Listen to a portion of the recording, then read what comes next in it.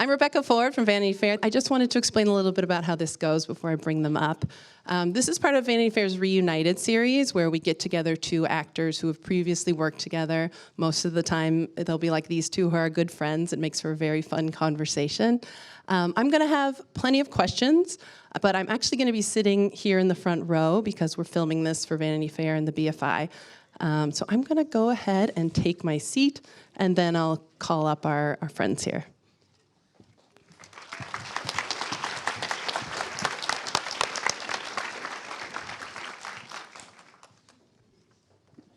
Okay, let's give a big round of applause for Saoirse Ronan.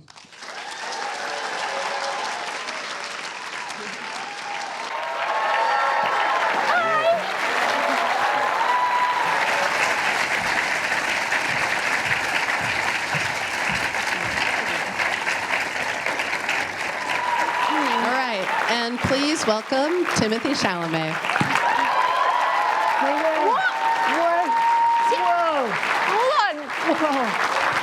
I didn't know you were. Wait, The surprise. Oh man, am I? Oh, I didn't know this was live like this. Okay. We're here. Great. So, We're Thank you everyone reunited. for being here. Yeah, thank you for doing this. Taking this time. We like to kick off Reunited with a simple question. What do you remember about the very first time you met? Huh. You won't remember the I first do remember. It one. was a rehearsal in Los Angeles for Ladybird. I don't remember when we rehearsed because we only had like 4 days, right? It Did was we a rehearsal in rehearse? some house, in some courtyard. The house where we had the party. The party. Yeah, the big party that O'Dea had, the cool girl, right? That house? The party in the movie? Yeah. No, it was like I feel like it was Greta's, Oh, was it like an Noah's apartment place? or something, yeah. And I just yes, remember that's when Saoirse we rehearsed. arriving with an assistant, and I thought that was very impressive. I've never had an assistant. I also drive myself to work. That's not my recollection. Do you? And we had this rehearsal with Greta, and Sir, we're going to do a lot of blowing smoke tonight, so just get ready, y'all. But Saoirse, continues to be a legend, but already she was a legend then, and I'd worked with an actor named Emery Cohen, who had just worked with her probably the year before in Brooklyn or something, so I kept hearing this name, Saoirse, and didn't put two and two together when I saw the name spelled out, because I'm an ignorant American. Yeah. And then we got cracking, and I was just blown away immediately, you know, just by her level of talent. We were very lucky that we clicked straight away, I think. And we had Greta, who seemed to be sort of from day one, she was so excited by whatever was happening between the two of us. I actually do remember that rehearsal now.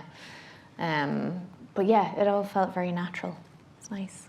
How would you sort of describe where you were in your career trajectories at the time and what you were looking for and why it was Ladybird? I was still at that point where I was just like, oh great, someone gave me a job. Like, this is amazing.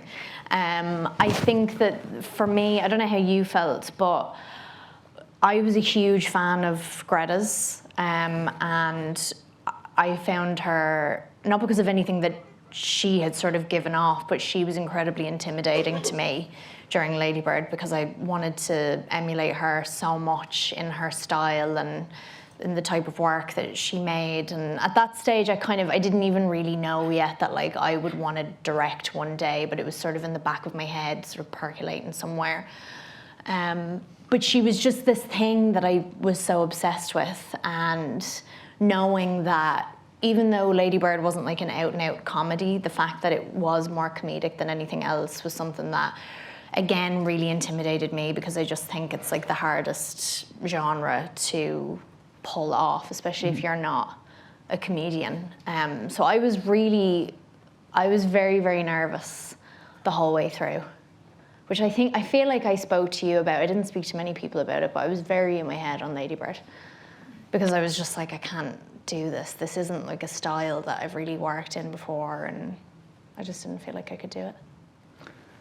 Wow, my memory is that the role fit like a glove to you. I didn't feel like that at all.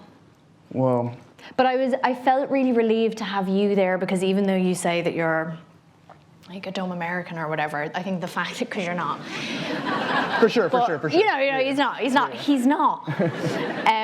But having someone who had this sort of like European flair in the way that you did, and you were so sort of like unique and like nothing I'd ever met before, that was really refreshing for me, I think, to have someone there where I could be like, can we just like have a moan about everything today? I think I really needed that, so I clung to Timothée, whether he realised it or not, quite a bit. This is all new information to me. This is brand new information. I love it. You're learning a lot. That's great. And so how did Greta present to the two of you to do Little Women together? Well, I'm curious to know how you got involved, because I sort of had to tell her that I was going to be in it, because she hadn't sort of landed on me yet. And we were in the middle of promoting Ladybird, and we were at an event, and you were doing stuff for Call Me By Your Name, and I was like, by the way, I'm obviously going to be Joe, right? She was like, I guess, sure. But I wasn't sure how you got involved. Did she just ask? She did just ask. Right. But it was Right. I was shooting The King in Budapest, and honestly, I had met with Denis a couple times about Dune, so that was really the thing I was chasing and really excited about. And then Greta called me about it, and she was already such a fabulous director just off of Ladybird, just the experience working with her. You know, on Ladybird, I read for both parts. I read for the Lucas Hedges part and the part I ended up doing. And I was just dying to work with Greta, because as Saoirse said, she just gave off this incredible vibe. And there's that whole generation of New York filmmakers, like Greta, the Safdie brothers, Ari Aster, Robert Eggers, who came up there too, that were like all doing really unique work that seemed to have come up together. But Greta was like the sort of one of the ones I really wanted to work with. Anyhow, so specific to the question on Little Women, I got the call, and I remember being not surprised, but Ladybird was so in Greta's voice, and now she's proven with Little Women and Barbie that everything's in her voice. But I remember I was ignorant to how special what I thought was the 9th version of something. I'm probably exaggerating, but there had been many versions prior. And but I just wanted to get involved with Greta, and she was very persuasive. There's a story I can't tell here. I apologize. But she was just incredibly persuasive, and okay. Well, you've got to. No. I mean, no. You've got to clear that up a little bit. She would know watching it. It was just. It doesn't help. It was. She knows. She does, but she's great. Totally, she's great it was PG. It was absolutely PG. But I don't know. I honestly didn't like. I didn't know where this conversation was gonna head. I haven't pre-planned any of this. No. Yeah. I can tell. Yeah, there we go. But I will say that I think what you're saying as well is that it was a surprise. I thought it was also a surprise for her off the back of Ladybird, which was it became this sort of like indie darling movie, which is so beloved, and we had no idea even to this day how beloved it was going to become. To then follow on from that with an American literary classic that had been remade so many times, and in a way it's sort of, not with every version, but it did kind of feel a little bit twee. Like Little Women was starting to feel a bit like it's a bunch of girls and it's Christmas time and all they want to do is fall in love and get married. And that was sort of my take on it, just based on my memory of seeing other versions of it. It was always wonderful, but I was like, what's this director going to do with that? And as you say, in the way that every brilliant filmmaker does, they can take something which the source material, which we kind of rediscovered through making the movie, is so unbelievably brilliant and revolutionary.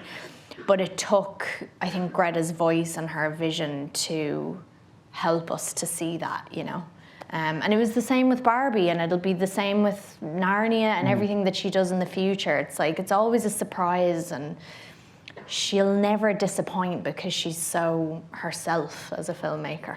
which is surprisingly hard to come by. And she was so fired up, I remember. So I remember just Yeah. trusting that, how fired up she was about the material. And she said she always wanted to do it. And experientially, I don't want to jump your questions if you have stuff that's specific to what we're talking about.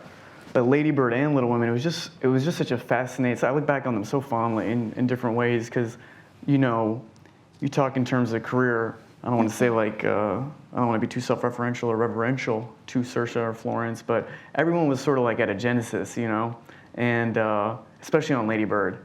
I mean, that was like a small production, and it was just. It's just you know, I feel like we had no clue how well received they were going to be, obviously. And Saoirse's, I feel like, downplaying herself a little bit, but I remember being on it, and even you had to work with Tom Holland already, and you had to work with Emery, and I had the feeling that you'd been nominated for an Academy Award. I had the feeling I was working with someone who was not only immensely talented, but very experienced, who also knew her way around the set, knew how to be the lead, knew how to command that space, knew how to interact with the crew respectfully, but also command a certain space, you know, and I just love it, you know, and I loved it on Little Women too, you know. I'm gonna jump the gun. This is the one story I did want to tell.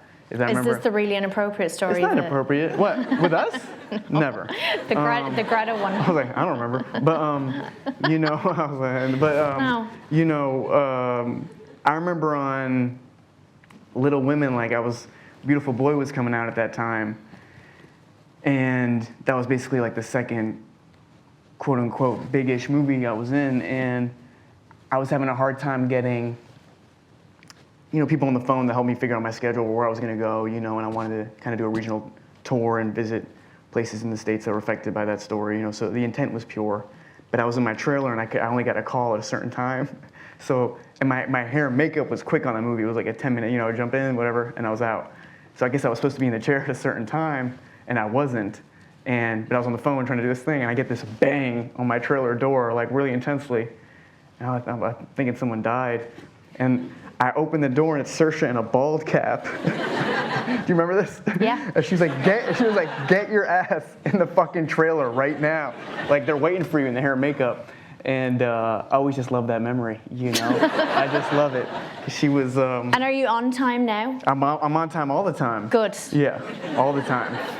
All the time. Anyway, what's the next question? But it's also, but also that, you know, that's what's so nice, I think, about us all being at this point in our life and in our career. I was saying this to friends of mine the other day that, you know, we made a movie together like 7 years ago, that we've all got like history together now, you know. We've made more than one movie together, and we're all sort of like growing up with one another, and we'll dip back in every few years and we can catch up, and that's what's so kind of beautiful about this point in our lives. We're really, really lucky that, you know, the two of us and the other people that we've mentioned are doing really well, and our paths can kind of continue to cross, which is so great.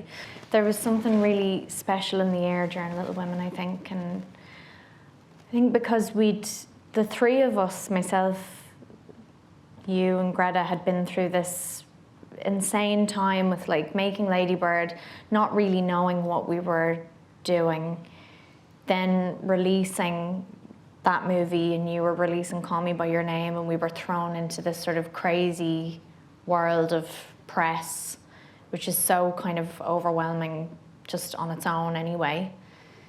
And then we were able to, because I'm sure you find this as well, but when you're doing this publicity thing, and I'm sure there's actors and lots of filmmakers in the audience, it really is a lot, and there's a lot that's expected of you. And it's gotten to the stage now where we're just doing it for like 6 months at a time.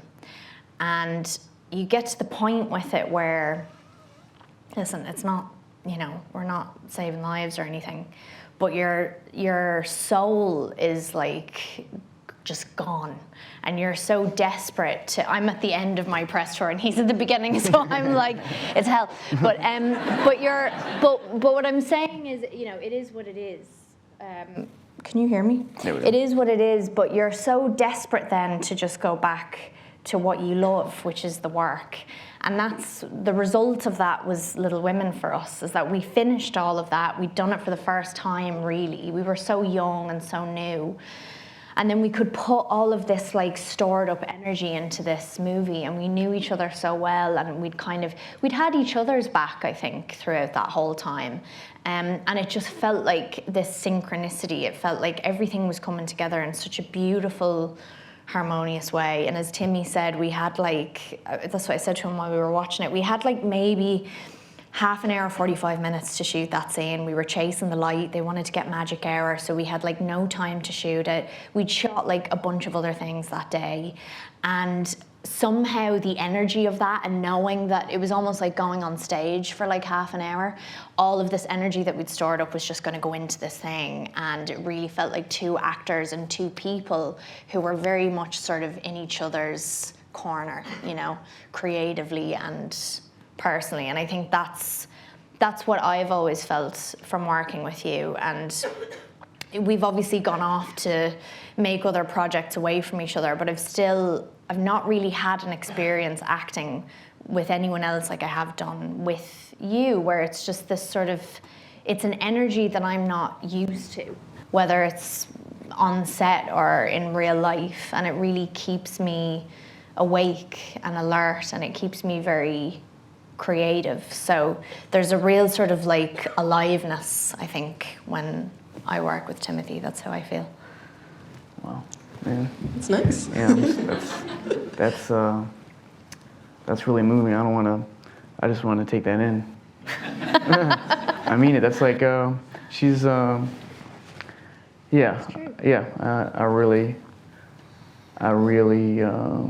feel very grateful to hear that, because that's not my conscious, no, but no, I mean, yeah. But you know I feel that way anyway. I'm so proud of you, and I love when we get to come back together, and whether it's working together or even just rewatching some of the stuff that we've done, like I do remember at the end of Little Women talking to Saoirse, and she was saying, I don't want to go, I mean, if I could say this, she was saying, I don't want to do another big movie like this right away. I remember you saying that. And then she said, I want to go do a tiny Irish movie, if I remember correctly, you know. And it's funny hearing Saoirse talk about feeling like when Ladybird and Call Me by Your Name were coming out, that she felt similarly thrust into a certain press environment, because that was really, again, never I really felt like Saoirse was used to it, you know, with Brooklyn and Atonement, right? And yeah, I'd done it, but like, you're not used to it, you know. It's weird. It's a weird world to be a part of. I'm going to have us jump to your current projects. We're going to talk about A Complete Unknown and the Outrun. Some of the audience will be watching them after this conversation. But I wanted to start with what you think is harder, learning to play guitar and sing like Bob Dylan, or learning lambing, which I did not know as a city girl is helping lambs give birth, which Saoirse had to do for the Outrun. I've never had to pretend to sing like Bob Dylan, so I don't know. I'd imagine it's difficult. It was so impressive, though, just before you answer, for anyone who hasn't seen it, it's so brilliantly done. How I was watching it and I was like, I've forgotten that I'm watching you, but it didn't feel like I was watching a movie about Bob Dylan. I felt like I was watching this young man who knew his own mind, but he was like still like open to the world around him, and it sounded like this voice that I've grown up listening to, but also you'd added so much of yourself to it. It was so beautiful. This was getting very overwhelming. But yeah, I'd imagine that was hard, was it? Yeah, I mean, I just fell in love with the process and the young man that is Bob, and it's honestly very moving hearing Saoirse talk about it, because she, you know, it's just weird. It feels like worlds colliding, because I feel like I stumbled into Ladybird definitely and Little Women. So, and the process on Bob was really like a individual one for years. Not that it was lonely, but I was alone. So to hear my sister in many ways commend that is really moving to me. And I do know how to help lambs give birth, because in New York it's a very normal thing. That's a lie. It's nonsense. And I will say it's harder than learning how to play the guitar. Okay, so you know, yeah. So lambing is harder. Yeah. Lambing's harder. Sorry, Bob. The Outrun is based on a memoir of a real woman's journey, and obviously a complete unknown is based on a real person. So how do you two find the balance between capturing that person's story but also making a film and making it your own? I mean, I know for us making the Outrun, because we produced it as well, so we know that there are traps that you can fall into, like when you make something like Timothy's movie, where you get kind of drowned out almost by the real person, and you're trying to find that gorgeous harmony between the two. I think what's nice in both these cases is that we're playing creatives. So I don't know what Bob was like, but I know with Amy Liptrot, who I play, the sort of the art and the project and what her work and her life was going to turn into was more important than capturing every sort of element of her personality. She just wanted it to have the feeling of her story. So we had a real sort of meeting of minds, I think, from the very beginning, out of respect for one another's work, that we would combine both of our personalities and our worlds and our voices and how we moved and everything. And I mean, I found with every character that I've played, to arm yourself with like the knowledge of the material. For me, I just kind of go over the script again and again and again and again, or immerse myself in some way in the world that the character is a part of, so that then when it comes to actually shooting it, you can just let all of that go, and it's just sort of in there. You don't have to worry about it. You can trust that it's gone past your brain and it's gone sort of into your body. So that's always how it is for me anyway, and the Outrun was kind of no different. We're going to actually see a clip from the Outrun right now, so we can see a little bit of that.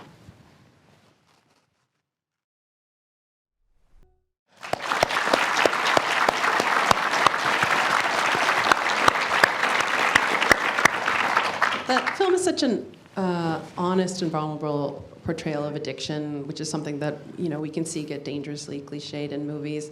How difficult was it for you to sort of shake off that heaviness at the end of the day, or is it something you had to sort of carry through the shoot? No, I didn't have to carry it through the shoot. It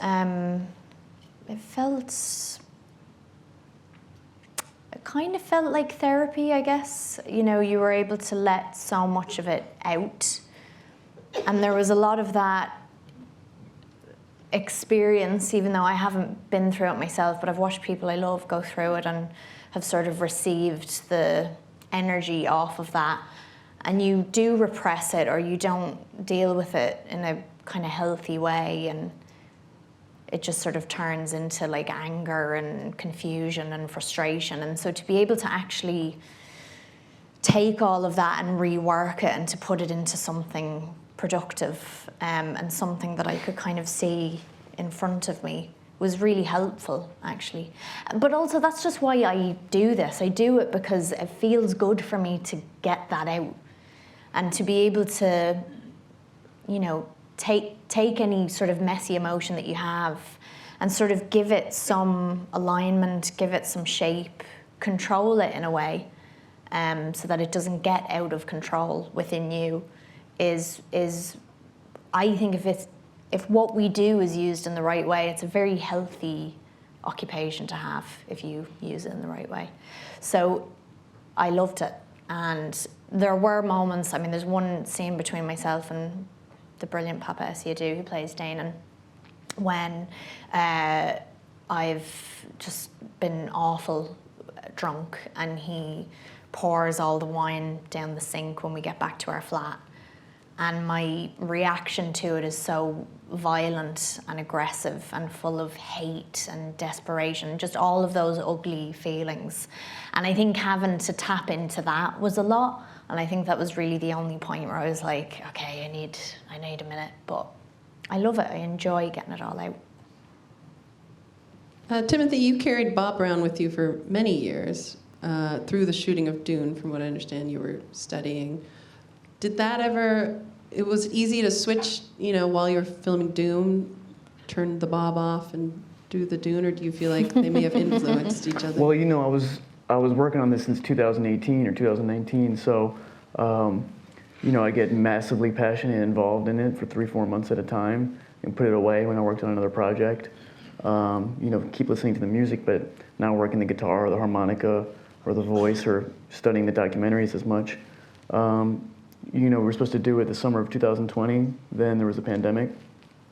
Then Jim went off and did Indiana Jones, which took him out for 3 years, basically. And then we were supposed to do it the summer of 2023, then there was the actor's strike. So that gave me another year to keep working. But each time, I had two moments where I geared up to do it and it didn't happen, to the point that I thought maybe this is, the universe is suggesting I shouldn't do this, you know. And by the time we got going, it felt like a relief, you know, and I felt like I was kind of getting some off my plate. And is just, he's just a massively talented artist. And I felt I had the time to properly wrap my head around the material, because the great thing about somebody as mysterious and reclusive as Bob Dylan is that there's a finite amount of stones you can turn over, especially from the early 60s when he was literally an unknown, you know. So in summation, more towards your question, you know, when I was on other projects, I was obviously, you know, sunk into those, but in the interims, this was always the one I would come back to, you know. We're going to watch a little clip from A Complete Unknown. Around the world in 80 days, huh? It's a magic carpet ride, just full of wonder, full of wonder. This is Becca, by the way. Nice to meet you. This is my wife, Toshi. Nice to meet you. I absolutely love your music. I'm such a big fan, Mr. Seeger. Beep. Harold's putting the lean on you there, trying to get you to play. Yeah, a little bit. All right, well, don't hold it against him. It's for a good cause. Want to use this beauty? They always keep it handy, don't you? He's like a gunfighter with a 6-gun, he's keeping it close. Oh, the time will come up when the winds will stop and the breeze will cease to be breathing. Like the stillness in the wind for the hurricane begins. The hour that the ship comes in. And the seas will split and the ship will hit. And the sands on the shoreline will be shaking. And the tide will sound and the wind will pound. And the morning will be breaking. So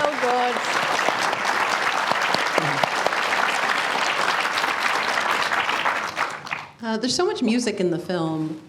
Can you tell me what it was like the first day of shooting a song? Were you nervous at that point, or did you just feel like confident and ready? No, I definitely felt nervous. It was not that scene. It was a scene where I play a song called "Song for Woody," which was you know, a scene between Bob Dylan's hero Woody Guthrie. You know, Woody Guthrie was sort of the god of the folk movement in America at that time. Pete Seeger, that we see in that scene, was sort of the lieutenant in some sense. And "Song for Woody" is sort of in the same melody pattern as a song called 1917 Massacre, something like that, which is a Woody Guthrie song. And Bob took that melody structure and wrote this homage, you know. It's like really, in modern day parlance, we would call it manifestation, you know, really manifesting that he would meet his hero one day and have the opportunity to sing for him. And it's just this really sweet, touching, simple song in a sense. And that was the first one we did with Edward and Scoot McNairy. And I was really nervous, you know, also because I don't know if we have the time to get into it here, but there was this whole war on the movie in a sense of using pre-records or doing the music live. And I was always in the camp of wanting to do it live because it's folk music. And Bob Dylan certainly wasn't matching his voice, you know, so I didn't want to be matching me mimicking Bob Dylan in a studio in LA 6 months before we shot. And when that song went well, I felt like I had the green light in a way and the gas to sort of do a dance with the music team on the movie and Jim to always do it live, you know, which was a dance because I had to be respectful of all the work that we had done in the preparation. But Edward Norton was always in my ear too, saying, "You sound better live, do it live." So that gave me good ammo. So you still had something to prove even on that first day, it sounds like, with the music. Well, no, I mean, I don't know, like to prove, I don't know, you know, I don't know how many people in the audience are familiar with Bob Dylan. I'm sure a lot are, but once you get into the Church of Bob, it's hard not to revere what an incredible artist this man is and was, especially in this period when he was, we were talking about Ladybird and Little Women before, where you talk about press opportunities and stuff we were going through. You watch his early press stuff, and he's combative and confrontational and subtle and peculiar. And I don't want to be a smudge on that legacy, Do you, because you both had other major films this year, Saoirse was in Steve McQueen's Blitz, and Timothée, we saw you in Dune Part 2. Do you see any connective tissue between the two films that you starred in this year? Anything that either ties the character or the choices you were making together? To each other's movies? No, your two, like between Blitz and the Outrun, do you see anything connective about the characters you took on this year? No. I don't. Other than them being like very grown-up roles, I think. Yeah, but no. Do you want to? I mean, in the experience of doing them, no. I loved working on both of them, no. I think from an objective point of view, they are about two young men thrust into positions that, is overwhelming to them.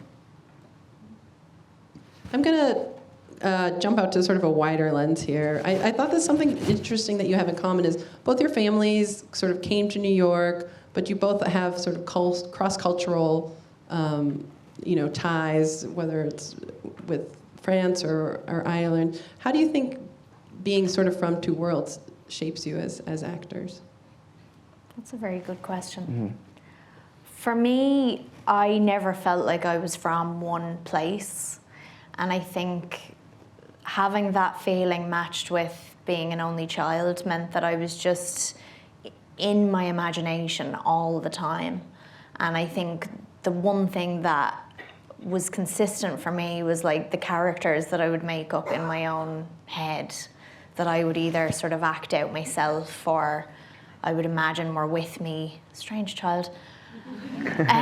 But that was something that I could always rely on, I guess, was that. And I was exposed to, I grew up around a lot of actors because my dad was an actor in New York. So I was around so many different types of performers and accents and different melodies and personalities, and I think I just soaked all of that up.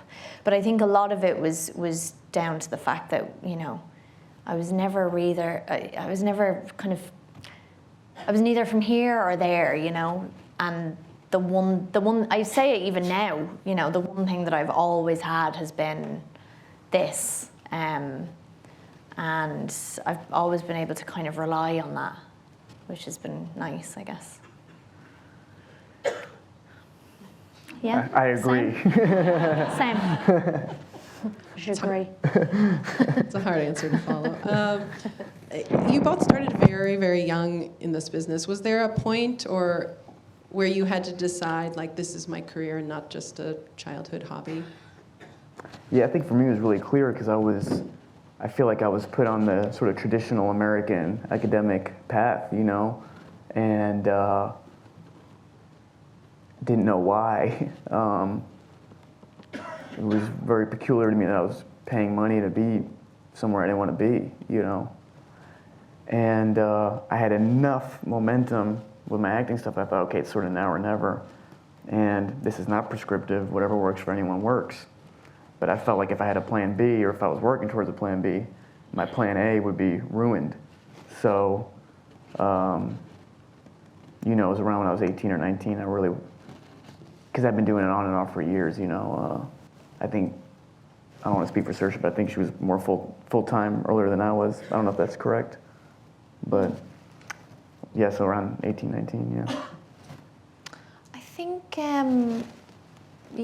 I was doing it from so young that it was just sort of a part of me. It was a part of how I saw the world. It was a huge source of education for me. So, I definitely had moments. I remember distinctly that the first one was on Atonement when I was 12, and I did my first crying scene, which is a big moment for any actor when they realise they can cry, and people love it when you cry. You always get a round of applause. And it was something that I never had to, you know, a kid never has to do that on cue. And I got to do that, and it was a scene with Kira that actually got cut out of the movie in the end. But I remember that myself and the director had to really work on what this was going to be and craft it. And through my dialogue with him, something came out of that was new for me, and that really felt like acting at that point.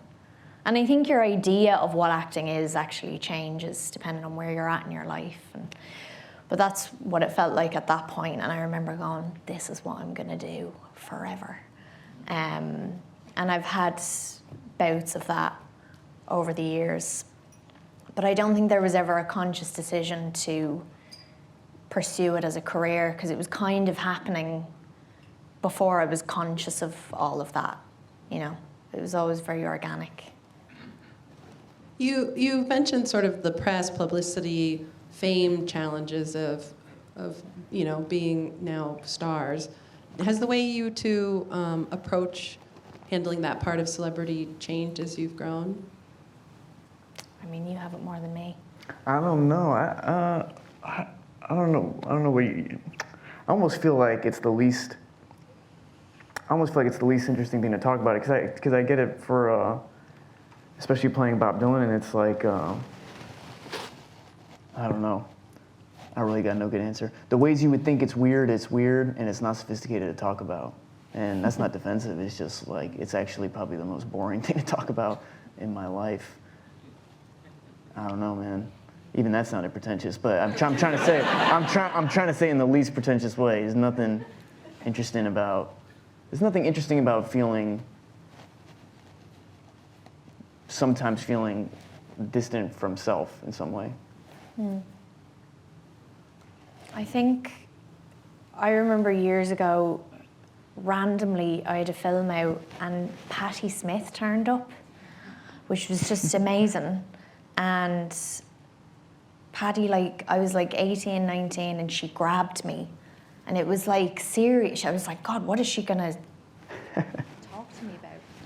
And she said, remember, it's always about the work. That's all that it's about, is the work. And it is. It's just about, you know, this is the weird thing, I think, about actors in particular becoming like celebrities or well-known in the public eye, is that like what we do is we're pretending to be someone else. There's so much of us in there, but it's masked by another person. So it's a very strange thing to then be like, but we want to know about you, you know? And Timmy's experienced it in a way that I never have. And I don't know how you do it, but I think that the more air you can take out of it, if you can take the oxygen away from it as the person who's experiencing it, the better, you know? And then it gives you clarity to just focus on your actual life and the work that you do and the people that are in it, the people that you love, and, you know, your hobbies and your life. But it can continue to be very rich if you just, I've just always pretended that all of that just doesn't exist. And maybe that's not healthy, but I kind of feel like it's the only way to deal with something like that, because it's quite a bizarre experience to go through for anyone. We're going to jump to audience questions, so I'm going to wrap up my part by asking each of you, what is your favorite performance of the other person? Am I allowed to have been in it? You are allowed.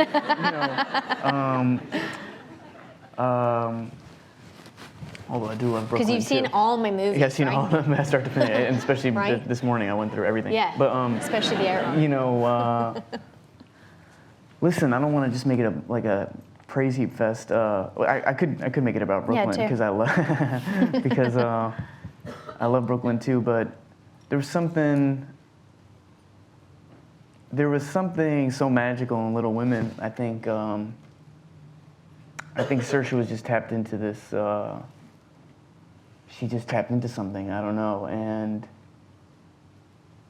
it's the scene. It's the scene in the attic that I'm not in. I think it's with Laura Dern, where Yeah, I don't know. She just tapped into something extraordinary. I mean, even in watching the Outrun just now too, I feel the same thing. I mean, I'm botching my words, but I would say Little Women for me. I think it's the same for me. Yeah. I love Dune, Call Me By Your Name as well, so much. I also really loved, it was so exciting to watch you as Bob Dylan, because I know what you were kind of touching on earlier when you were like, God, it's so weird to look back at like you, even just 6 years ago, and you're like, God, I was a mess, or God, I was so in my head, or I was insecure, or my life wasn't where it is now, or like whatever. And I can see, even with Dylan, I'm like, this is someone who's always been really special, but you're like crafting something. I could tell that like you'd put so much work into it, and the craft was there mixed with like the magic, which was so great. So I love that, but there is something very special, I think, about Joe and Laurie in Little Women. It's magic. Okay, we're going to do a couple audience questions. This one is from Jillian Hong. Your various acting performances have received huge critical acclaim, but how do you know when you smashed a scene after shooting it? I mean, I don't know about you, but there's times where I'm like, I was great in that. And then it's actually usually not that good. When you watch it back, you're like, that wasn't the best scene in the movie. Like, I remember with Little Women, there was another scene that I did, and I was like, I really got that. And it was good, but it didn't, I guess when a movie, that's the great thing about a movie, when it's put together and as part of this like bigger picture, what comes before and what comes after is what makes the scene kind of what it is.